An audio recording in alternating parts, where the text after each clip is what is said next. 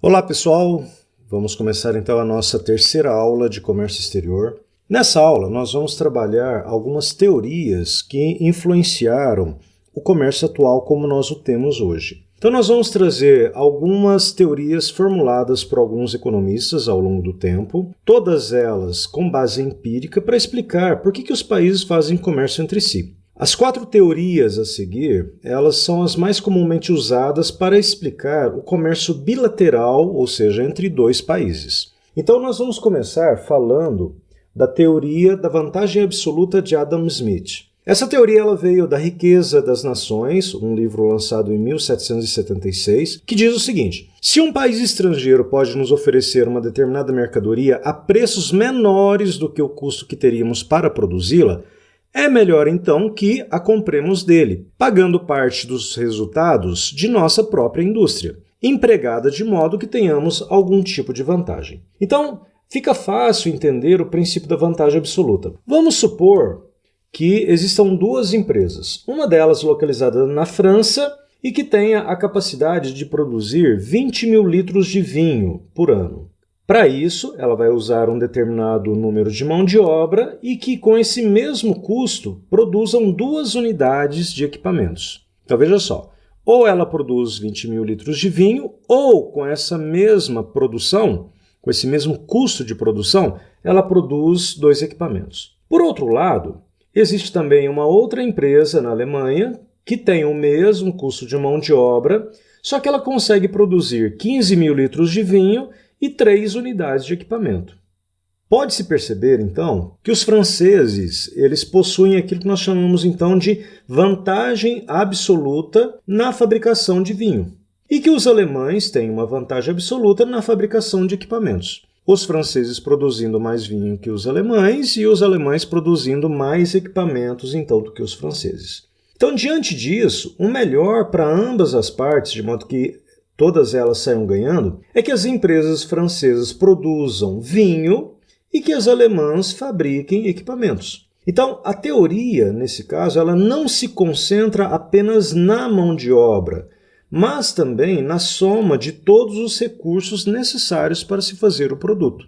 A empresa, então, que tiver uma vantagem absoluta, vai produzir mais bens que a outra consumindo a mesma quantidade de energia. De certa forma, a gente pode dizer, então, que o foco aqui é naquela que possui a maior eficiência possível. Há inúmeros outros exemplos que a gente pode citar, por exemplo, os países que se especializam em tecnologia, como no caso, por exemplo, de Taiwan ou outros tigres asiáticos, por exemplo. Eles são especialistas em produzir chips, componentes eletrônicos, e eles vendem esses chips no mercado mundial e usam as suas receitas de vendas para poder importar produtos de outros países que, por sua vez, se especializaram em outras culturas ou outros produtos específicos, como no caso, por exemplo, do Brasil com a soja e o Kuwait com petróleo. Então, veja só, o Brasil compra petróleo dos países árabes, os países árabes compram soja do Brasil, compram memória RAM de Taiwan. Por quê? Porque cada um desses países tem uma vantagem absoluta diferente dos demais.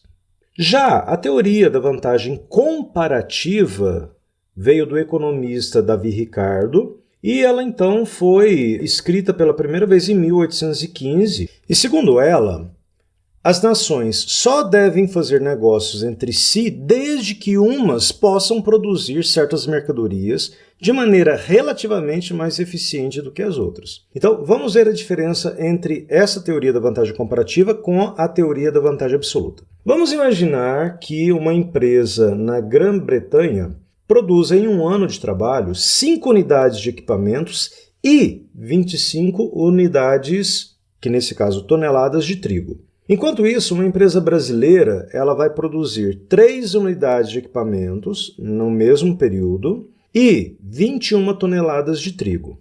Dá para perceber que, tanto em termos de equipamento quanto em termos de toneladas de trigo, a empresa britânica tem uma certa vantagem. Então, neste caso, se nós olhássemos pela teoria da vantagem absoluta, ficaria um pouco complicado, porque não daria para fazer negócios. Mas olha só então. A empresa britânica ela goza de vantagem comparativa na produção de equipamentos, mas o Brasil ele tem uma vantagem comparativa na produção de trigo.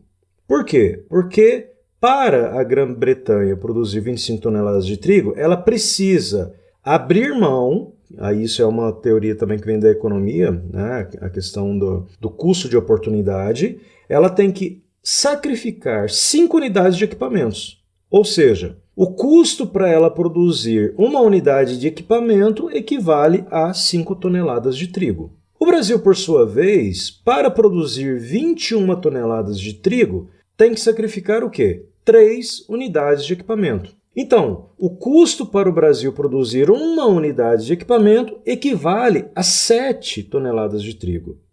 Então, nesse caso, a gente começa a achar sentido na coisa. Os dois países, eles podem se beneficiar, eles podem negociar uns com os outros. De que maneira? A Grã-Bretanha pode vender equipamentos ao Brasil em troca de trigo. Caso o preço estipulado, por exemplo, seja de 6 toneladas de trigo para cada unidade de equipamento. Então é melhor que a empresa britânica ela produza equipamentos em vez de cultivar o trigo e é melhor para o Brasil cultivar o trigo em vez de produzir equipamentos. Então nesse caso a teoria da vantagem comparativa está presente, se a gente for analisar nos dias de hoje, na maioria dos negócios realizados pelas empresas no comércio internacional. Grande parte das empresas, o que elas vão fazer? Elas vão se especializar em produzir de maneira eficiente certos produtos. E essa especialização vai lhes dar, então, a chamada vantagem comparativa.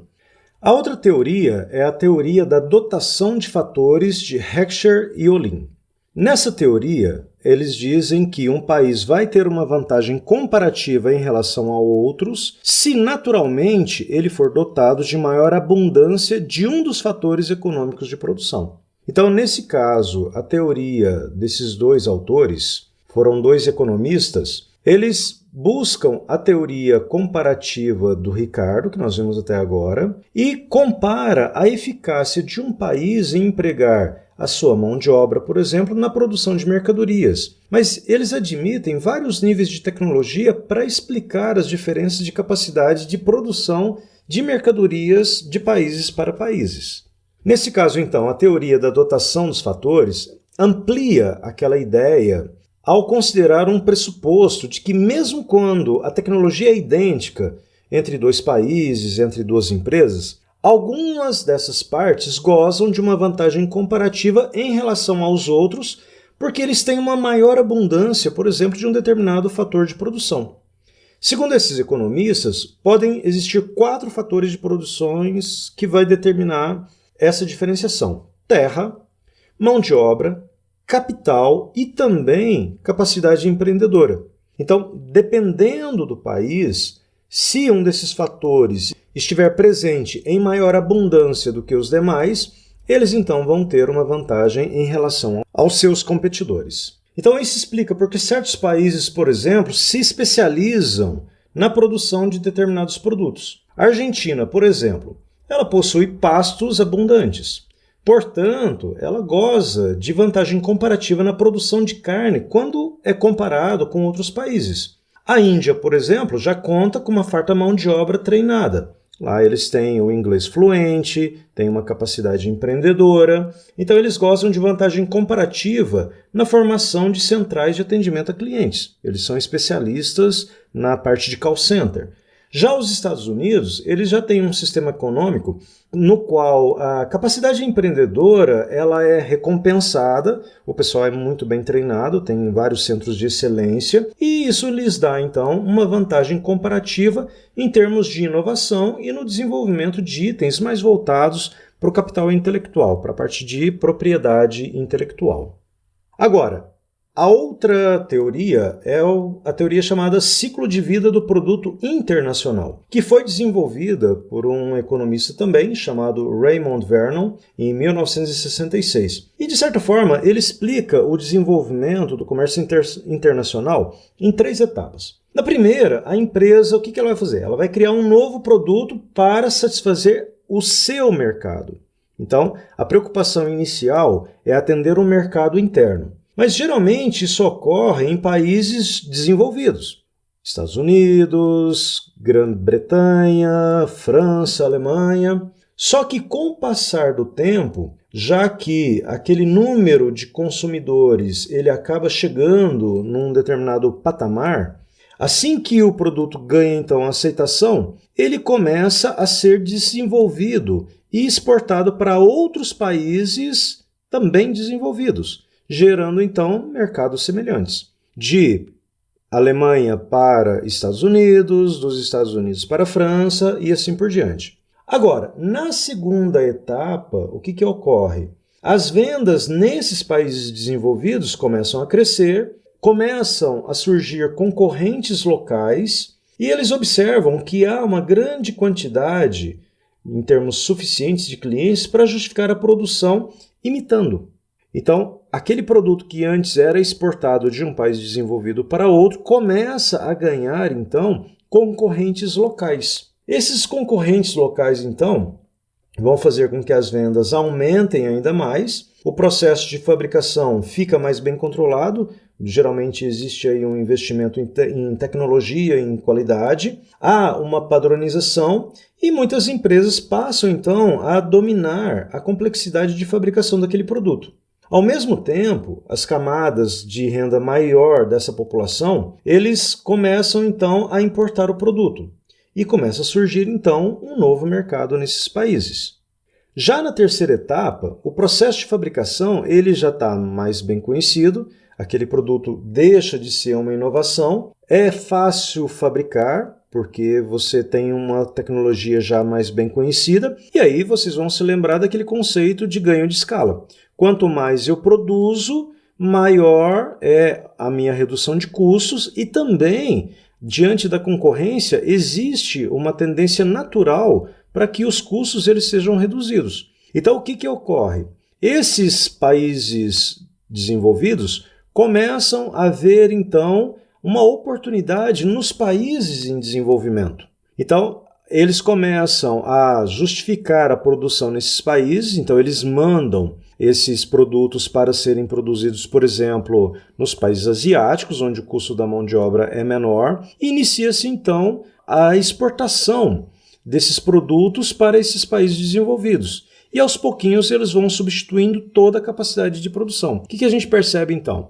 Naquela primeira etapa, o país ele produzia, ele desenvolvia tecnologia e também produzia. A partir do momento que ele passa a atender o mercado interno, ele começa a pegar parte daquele produto e mandar para outros países que têm renda, países desenvolvidos. Esse produto penetra então nos países de maior desenvolvimento na segunda etapa, começa a atrair concorrentes, a demanda ela começa a aumentar, começa a existir uma pressão por custos, principalmente pela redução dos custos, e na terceira etapa então há o quê? Uma migração da produção para países subdesenvolvidos ou em desenvolvimento, para que eles possam, através da mão de obra barata, produzir um produto de igual qualidade, porém a custo mais baixo. Então, por exemplo, vamos imaginar aqui o exemplo da televisão. A primeira televisão fabricada foi feita na Inglaterra. Dali, ela foi enviada então para outros países desenvolvidos, da Europa, da América do Norte, Japão, Austrália, Nova Zelândia. A partir do momento que esse produto teve uma boa penetração, porém surgiram concorrentes,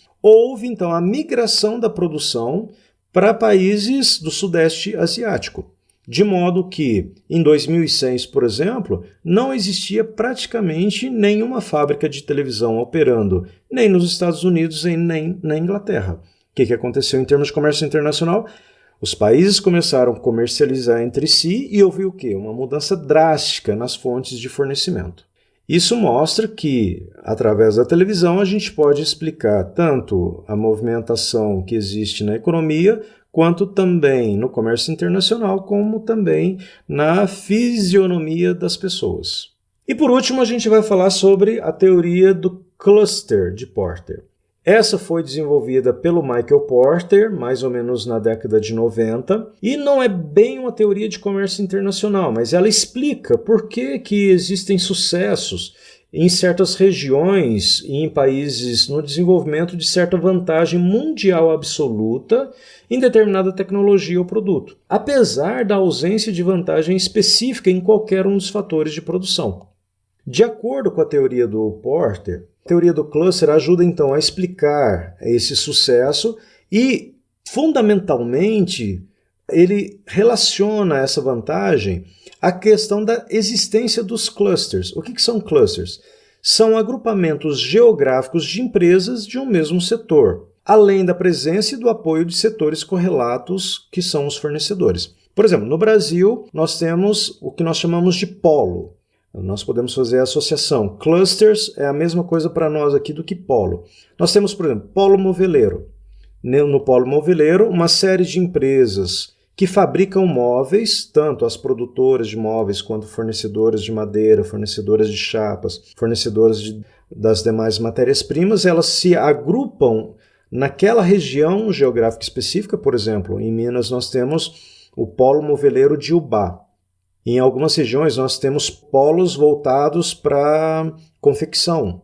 Por outro lado, nós temos polos voltados para a produção de calçados. Então ali há um agrupamento natural entre empresas e esse agrupamento vai permitir então que essas empresas elas se alimentem do know-how uma das outras, seja de clientes com seus fornecedores, seja também, por exemplo, de concorrentes para concorrentes. Então, em função disso, existe uma transmissão de conhecimentos, de técnicas de uma empresa para outra, seja através da informação que vai entre parceiros, seja também porque é muito comum que empresas contratem funcionários de outras empresas, então há uma migração natural de uma empresa para outra, e junto nessa migração eles vão levar o conhecimento que eles adquiriram, a experiência. Então, em alguns casos, esses profissionais também, eles insatisfeitos com a situação em que eles estão numa empresa,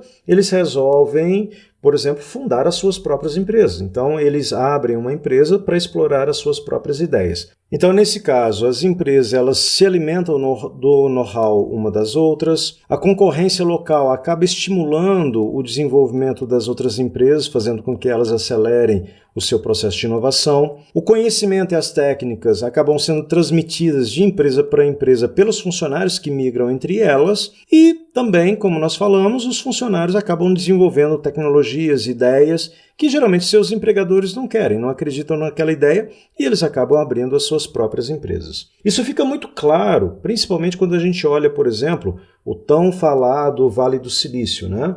O Silicon Valley. É um cluster que existe na Califórnia, então a partir aí da segunda metade do século XX, mais ou menos, muitas inovações em termos de tecnologia de informação aconteceram nesse local.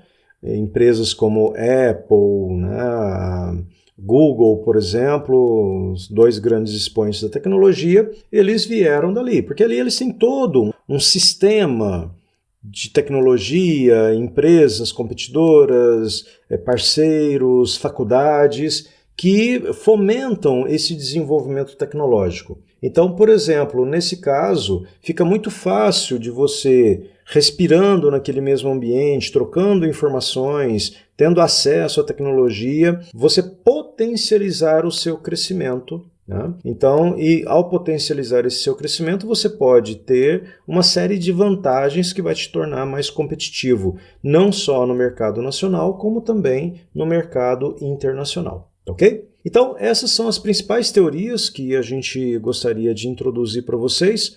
É importante que vocês saibam, então, que por trás de todo esse comércio que existe hoje, uma série de teorias, elas foram testadas, né? Elas foram absorvidas pelas empresas, teorias antigas já, mas que são a base da competitividade da maior parte das empresas que atuam no comércio internacional, ok? Nos vemos, então, na próxima aula. Até lá.